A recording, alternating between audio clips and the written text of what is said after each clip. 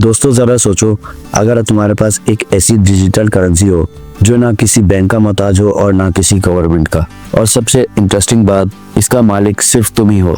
दोस्तों ये है बिटकॉइन, दुनिया की पहली और सबसे मशहूर क्रिप्टो करेंसी जो दुनिया भर के फाइनेंशियल सिस्टम को हमेशा के लिए बदलने आई है। चलिए आइए बात करते हैं इस बिटकॉइन की कहानी क्या है और इसकी तारीख क्या है।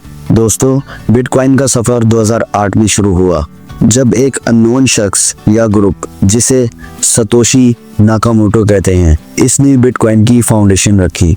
3 जनवरी 2009 को पहला बिटकॉइन माइन किया गया जब दुनिया एक फाइनेंशियल क्राइसिस से गुजर रही थी, और बिटकॉइन एक ऐसे डिसेंट्रलाइज्ड सिस्टम के तौर पर सामने आया जो कभी किसी गवर्नमेंट का या बैंक का मोहताज नहीं था। चलिए बात करते हैं कि बिटकॉइन आखिर बनता कैसे है। बिटकॉइन माइनिंग एक डिजिटल प्रोसेस है जिसमें लोग पावरफुल कंप्यूटर का इस्तेमाल करते हैं कॉम्प्लेक्स मैथमेटिकल प्रॉब्लम सॉल्व करने के लिए। जब कोई माइनर एक प्रॉब्लम सॉल्व करता है तो नए बिटकॉइन जनरेट होते हैं। पहले माइनिंग इजी थी, लेकिन अब ये काफी कॉम्पिटिटिव और महंगी हो चुकी है क्योंकि अब बहुत से लोग माइनिंग की दुनिया में कूद पड़े हैं। अब बात करते हैं कि बिटकॉइन लोगों के आखिरकार काम कैसे आ सकता है। दोस्तों बिटकॉइन एक ऐसा डिजिटल करेंसी है जो लोगों के मुख्तलिफ तौर पर काम आ सकता है, जैसे कि इन्वेस्टमेंट। बिटकॉइन की प्राइस की हिस्ट्री के बारे में बात करें तो ये सब क्लियर हो जाता है कि कई साल पहले जिन लोगों ने बिटकॉइन खरीदे थे वो आज अरबपति करोड़पति हैं। अगर आपने कोई भी चीज़ खरीदनी है या बेचनी है तो आप किसी भी मुल्क में बिना किसी बैंक के या थर्ड पार्टी के बिटकॉइन रिसीव और सेंड कर सकते हैं, जिससे आपकी ट्रांजैक्शन मुकम्मल तौर पर कंप्लीट हो जाती है। दोस्तों बिजनेस वर्ल्ड में भी बिटकॉइन को बहुत ही पजीराई हासिल हुई है। बहुत सारी इंटरनेशनल कंपनीज बिटकॉइन को पेमेंट मेथड के तौर पर एक्सेप्ट करती हैं।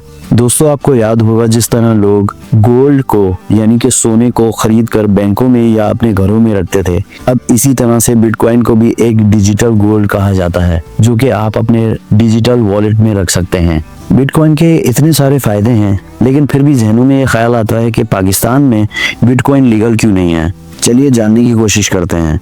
दोस्तों पाकिस्तान में स्टेट बैंक ने 2018 में क्रिप्टो ट्रेडिंग और माइनिंग पर मुकम्मल तौर पर बैन लगाया था, और वजह यही थी कि गवर्नमेंट इसको illegal financial activities, money laundering और फ्रॉड से लिंक करती थी। इसके अलावा बिटकॉइन की वॉलेटिलिटी भी एक बड़ा मसला थी। लेकिन दोस्तों 2023 और 24 के दौरान गवर्नमेंट ने ब्लॉकचेन और डिजिटल करेंसीज पॉलिसीज पर काम करना शुरू कर दिया।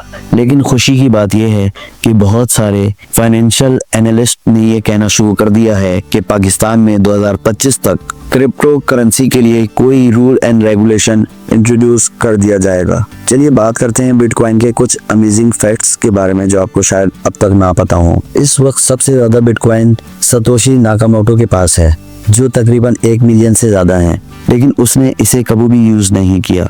दोस्तों पूरी दुनिया में सिर्फ 21 मिलियन बिटकॉइन ही एग्जिस्ट कर सकते हैं। इसका मतलब कि एक दिन बिटकॉइन की माइनिंग खत्म हो जाएगी। मतलब कि अगर आप चाहें कि हम बिटकॉइन और ज्यादा बना लें तो वो आप नहीं बना सकते। दोस्तों 2010 में एक शख्स ऐसा भी था जिसने सिर्फ पिज्जा खाने के लिए अपने 10,000 बिटकॉइंस को सेल कर दिया था, और आज वो बिटकॉइंस बिलियंस ऑफ डॉलर के होते। पाकिस्तान की तरह चाइना भी एक ऐसा मुल्क है जिसने ऑफिशियली बिटकॉइन माइनिंग पर बैन कर रखा है, लेकिन मजे की बात यह है कि फिर भी वहां पर चुपके चुपके माइनिंग होती है। दोस्तों बिटकॉइन का एक नुकसान भी है, और वो नुकसान ये है कि अगर आप अपने बिटकॉइन वॉलेट का पासवर्ड भूल जाएंगे तो आपके वॉलेट में जितने भी बिटकॉइन हो, चाहे वो लाखों करोड़ों बिटकॉइन हो, वो आपको नहीं मिलने वाले, और इस तरह से आपकी जिंदगी भर की जमा पूंजी भी डूब सकती है। दुनिया का पहला मुल्क जिसने बिटकॉइन को ऑफिशियली करेंसी डिक्लेयर किया था उसका नाम एल सल्वाडोर है। दोस्तों एक्सपर्ट का कहना है कि बिटकॉइन का फ्यूचर ब्राइट है, लेकिन इसकी वॉलेटिलिटी